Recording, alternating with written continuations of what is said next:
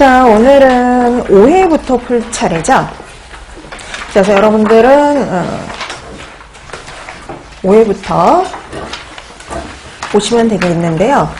그리고 이제 오늘 5회부터 이제 8회까지 할 건데 여러분 다 풀어 오셨죠. 그럼 이제 시간 맞춰서 항상 푸는 연습을 좀 해주시면 좋을 것 같고요. 5회 같은 경우도 그닥 문제가 어렵지 않았죠. 약간 헷갈릴 만한 문제 한두 문제 정도를 빼고는 손쉽게 풀 수 있는, 그렇다고 해서 또 한두 문제가 되게 어렵고 막 생소한 문제는 아니고 약간 헷갈릴 만한 문제는 있지만 크게 어렵지 않은 문제들로 구성이 되어 있어요. 자, 오늘 나눠드렸던 수업 창고 프린트 같이 옆에 두시고 같이 보면서 문제 들어가도록 할게요. 자, 그럼 18페이지 5회 모의고사부터 봅니다. 1번. 세균성 식중독균에 대한 설명입니다. 옳지 않은 거 찾아라. 이렇게 나와 있는데요. 한번 보시면 이제 이렇게 비슷하게 해서 시험 문제에 출제가 된 적이 있었는데요. 보면 그러니까 전반적으로 이렇게 옳은 거 옳지 않은 거 찾는 문제도 꽤 나오는 유형의 문제이긴 합니다. 자, 1번. 살모넬라균은 달걀, 가금류, 식육에서 많이 발견이 되며 특히 이제 우리나라 같은 경우는 달걀이 원인 식품인 경우가 많죠. 그다음에 단혹 이제 닭으로 인해서 이제 덜 익힌 닭으로 인해서 간혹 식중독이 발생을 하고요. 근데 우리나라는 이렇지만 미국 같은 경우는 토마토로 인해서 크게 문제가 된 적이 있었죠. 자, 그 다음에 이 살모넬라균은 대표적인 장내세균과에 들어갔었죠. 장내세균과입니다. 그 다음에 2번 사카자키균 하면은요 분뇨하고 아기들 분뇨하고 크게 밀접하게 관련이 있는 균이죠. 그래서 건조한 식품에서 내성을 가지고 있으며 조제 분뇨에서 발견되기도 합니다. 그 다음에 대장균 5157H7균은 통성염기성으로, 대장균들은 다 통성염기성의 간균이죠.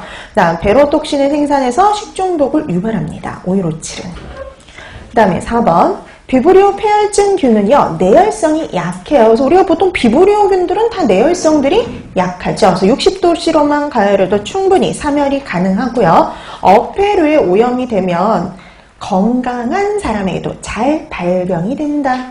자, 이거 같은 경우 뭐 경부 감염도 되고 창상 감염도 일어날 수가 있는데요. 경부 감염 같은 경우 우리가 이제 뭐 특히 여름철에 해산 어패류를 생식했을 때 감염이 될 수가 있는데 보통 건강한 사람에게서는 잘 발병이 되지를 않죠.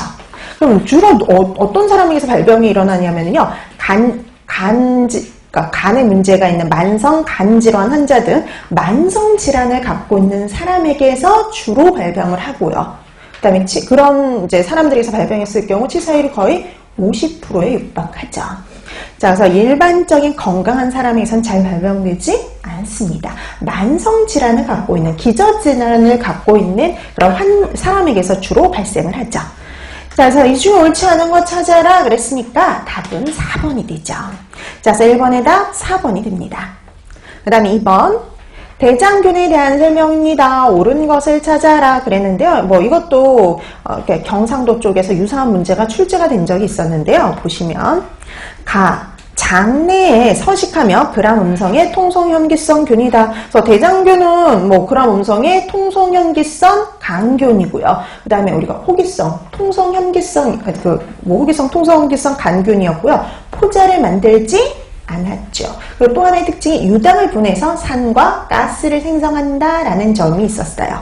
그 다음에 자연계에 널리 분포해서요. 식품위생의 지표로 사용한다. 여러분 이게 자연계에 널리 분포한 균인가요? 오염이 되지 않으면 자연계에 존재할 수는 없어요. 그렇죠? 자, 그래서 얘는 원래는 이 대장균은요. 대표적인 장내세균입니다. 자, 장내에서 서식하는 장내세균으로요. 분변에 존재하기 때문에 우리가 분변오염 지표균으로 이용을 하죠.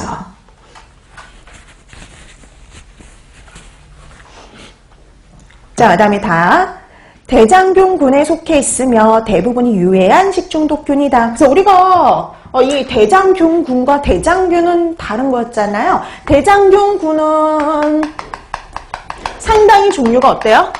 네, 많았어요. 그래서 우리가 왜 그람음성의 호기성, 통성염기성 간균으로 포자를 생성하지 않으면서 유당을 분해서 산과 가스를 생성하는 모든 균들을 다 대장균 군 이렇게 분류를 했고요. 이런 대장균, 군으로 분류된 것들을 보면 분변에 조용언제하는 것도 있지만 분변이 아닌 그냥 물이나 토양 같은 자연계에 존재하는 균들도 존재를 하죠.